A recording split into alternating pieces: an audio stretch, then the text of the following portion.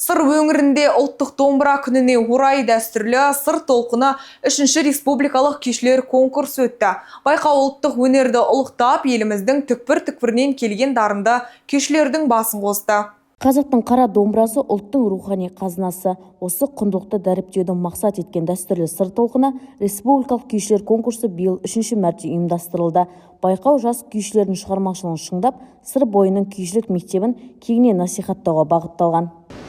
Дәстүр бойынша жыл сайын сыр толқыны 3-ші республикалық күйшілер конкурсы аталып өтіп отыр. Бұл сыр елі, жыр елі атанған Қызылордада өтуі заңдылық деп айтуға болады.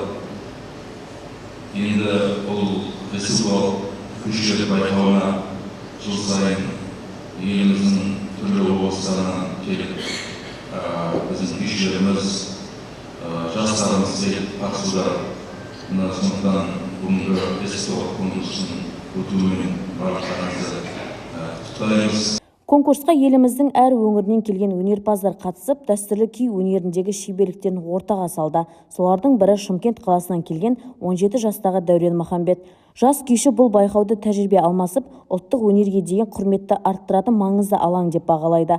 Қазылар алқасы қатысушылардың орындаушылық шеберлігі мен сахна мәдениетіне жан-жақты баға берді. Мен Шымкент қаласынан келдім. Шымкент қаласында музыкальный колледж, саз колледжінде оқимын.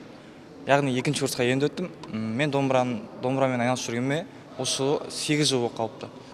Өте керемет тартысты болып отыр. Қарсыластарым да мықты, жан-жақтан келген. Мереке құтты болсын, домбыра күні құтты болсын. Барша қазақ еліне сәлем. Сыр толқыны байқауы ұлттық мұраны ұлықтап, жас күйшілердің шығармашылығына серпін беретін маңызды мәдени жоба. Ұлттық домбыра күні аясында өткен өнер додасы көрерменнің ыстық ықыласына бөленіп, қазақ күйінің мәңгілік мұра екенін тағы бір мәрте айқындады. Аружан Серікқызы, Бақытжан Бегімбай, Шет-Шет Ньюс.